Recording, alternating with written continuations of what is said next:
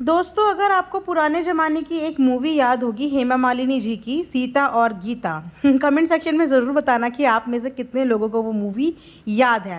तो उस मूवी के कैरेक्टर भी आप लोगों को याद होंगे, जिन्हें वो मूवी याद होगी या जिन्होंने देखी होगी। और अगर नहीं देखी होगी तो एक बार यूट्यूब में देखना ज़रूर। तो उसमें हेमा मालिनी जी के एक ही शक्ल के दो रूप थे, यानी कि सीता और गीता। सीता जो थी वो बहुत ही साधारण और सिंपल सी थी, और गीता उतनी ही चंट चालाक और लड़ाकू थी। तो आप सोच रहे होंगे कि आज सडनली मुझे सीता और गीता मूवी याद क्यों आ गई। सो ठहरिए, welcome back to my channel Earth Mom Dehradun. Channel में न्यू है तो सब्सक्राइब करें और पसंद आए तो लाइक शेयर ज़रूर करें। सो दोस्तों, अगर आपने नोटिस किया होगा पिछले 2 महीने से काफ़ी सारी ड्रास्टिक चेंजेस देखने में मिल रहे हैं घायल मलिक के। जी हाँ, वो ड्रास्टिक चेंजेस उनके अपीयरेंस के अलावा भी, उनके ट्रांसफॉर्मेशन के अलावा भी, उनके व्यवहार, उनके बिहेवियर और उनकी बॉडी लैंग्वेज में भी देखने को मिल रहे हैं। अगर आप यहीं पे इनके 2 महीने पहले के व्लॉग को देखेंगे तो आपको नज़र आएगा कि किस तरीके से ये कभी चप्पल मारती हुई नज़र आ रही थी ऑडियंस को, कभी चिल्लाती हुई, कभी चैलेंज करती हुई, कभी गाली देती हुई, लड़ाकू की तरह, मतलब बस लड़ ही रही थी। डिलीवरी के बाद ये सिर्फ लड़ती हुई ही नज़र आई। लेकिन उसके बाद जैसे ही इन्होंने अपनी चर्बी घटाई, चर्बी घटाने के साथ साथ लगता है इनके दिमाग की चर्बी भी घट गई, और इनका जो दिमाग 7वें आसमान पे, 7वें माले पे था, वो घट के बिल्कुल ग्राउंड पे आ गया है। इसीलिए अब इनकी जो बिहेवियर है ना, वो काफ़ी डाउन टू अर्थ नज़र आ रहा है। वहीं पे बात करें नाफरमान की, तो नाफरमान पहले भी 7वें आसमान में ही बैठा होता था और आज भी 7वें आसमान में ही बैठे होते हैं। उनके नेचर और उनके बिहेवियर में टस से मस तक कोई भी फ़र्क नहीं है। वो पहले भी ऐसी ऊट-पटांग हरकतें करते थे और वो आज भी ऐसी ही ऊट-पटांग हरकतें करते हैं। लेकिन अगर कंपैरिजन किया जाए तो घायल ने अपने आप को कुछ हद तक इम्प्रूव किया है। ये इम्प्रूवमेंट सिर्फ रियल लाइफ के लिए है या इम्प्रूवमेंट ये वाकई में अपनी निजी ज़िंदगी में भी कर चुकी हैं, क्योंकि हमें इनकी निजी ज़िंदगी का कुछ भी अंदाज़ा नहीं है। लेकिन व्लॉग में जो दिख के आ रहा है वो यही दिख के आ रहा है कि अब काफ़ी ज़्यादा पोलाइट नेचर की हो गई हैं। अधिकतर आपने इनके टॉक शो में इनको टॉक्सिक टॉक्सिक क्वेश्चंस पढ़ते हुए देखा होगा।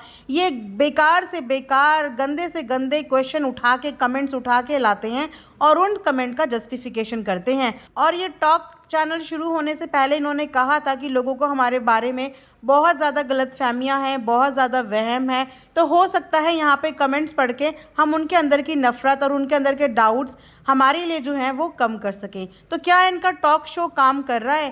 क्या लोगों के तीखे तीखे क्वेश्चन का जवाब इतनी पोलाइटली से देना इनकी कोई स्ट्रैटेजी है आगे के लिए, या फिर वाकई में ये अब लोग ऐसे पोलाइट हो गए हैं, या वाकई में इन्हें अपनी करी हुई कुछ गलतियों का एहसास हो गया है?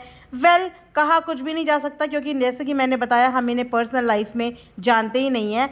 बट व्लॉग में इनका जो नेचर है वो काफ़ी पोलाइट नज़र आया, काफ़ी सेटल्ड नज़र आया, हंसी मजाक करती हुई ये नज़र आ रही हैं। जिस तरीके से पहले लड़ती झगड़ती नज़र आती थी, अभी ये काफ़ी हंसी मजाक, इन्जॉय वाले मूड में, फ़न मूड में। अभी इन्होंने कुछ दिन पहले एक रील भी डाली थी जिसमें इन्होंने मलाइका अरोड़ा की एक एक्टिंग करी। उसमें भी इन्होंने काफ़ी ज़्यादा फ़नी वीडियो बनाने की कोशिश करी। हालांकि वो इतना ज़्यादा फ़नी बनने से ज़्यादा वो क्रिंज कंटेंट बन गया, बट स्टिल इन्होंने ट्राई किया। और अब लोग इनको चाहे कितने भी तीखे तीखे कमेंट्स कर लें, ये उन कमेंट्स पे भड़कती नहीं है, बहुत ही पॉजिटिवली उन कमेंट्स का सामना करती हैं। तो ये स्ट्रैटेजी आखिर है किस चीज़ के लिए? ऐसा तो नहीं कि बीबी के अंदर नाफरमान नहीं सिर्फ घायल जा रही हो, एक को ना बुलाया गया हो, क्योंकि इस बार बीबी की थीम भी 3 सेक्शंस में डिवाइड हुई हैं।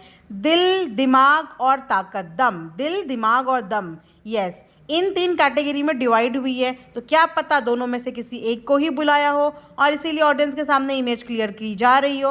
अगर इसी तरीके की इमेज ये अपनी रियल लाइफ में भी दिखा रही हैं या हो चुकी हैं तो ये काफ़ी अच्छा है इनके लिए अच्छा है, इनके परिवार के लिए अच्छा है और इनकी ऑडियंस के लिए भी अच्छा है कि इस तरीके से लड़ाई झगड़ा करके या अपने आप को एरोगेंट दिखा के आप कभी भी जनता या ऑडियंस का दिल नहीं जीत सकते। आप सोशल प्लेटफॉर्म पे हैं तो हर किसी को आपके ऊपर तीखा बोलने का भी हक है, मीठा बोलने का भी हक है। तो अगर आप मीठी वर्ड्स को इतनी अच्छी तरह एक्सेप्ट कर लेते हैं तो तीखे वर्ड्स को भी एक्सेप्ट करना आना चाहिए। तीखे वर्ड्स को पॉजिटिव वर्ड्स में कन्वर्ट करना भी एक व्लॉगर की ही ड्यूटी होती है, क्योंकि अगर कोई इमेज नेगेटिव बनी है तो उस इमेज को पॉजिटिव करना भी आप ही की ड्यूटी बनती है।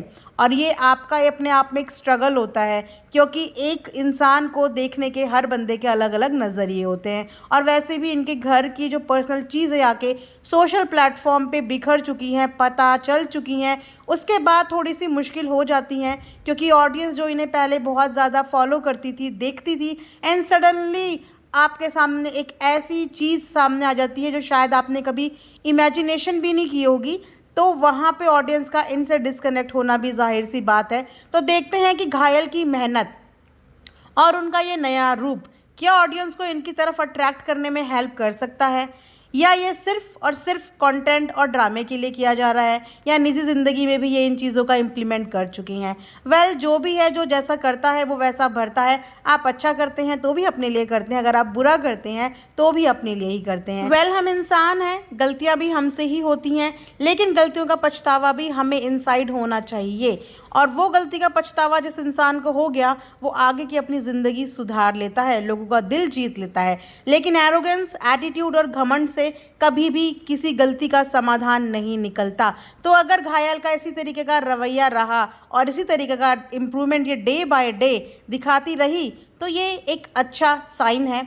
होप करते हैं कि अपनी निजी ज़िंदगी में भी ये इन चीज़ों को इम्प्लीमेंट करें, और जो भी रायतें इन्होंने फैलाए हैं उन रायतों को समेट के एक सही दिशा, एक सही डायरेक्शन की तरफ एक सच्चे दिल और सच्चे नीयत से चलें। सो ये था मेरा आज का एक रिएक्शन। आई होप आप लोगों को पसंद आया होगा। Thanks for watching earth Mom Dehradun.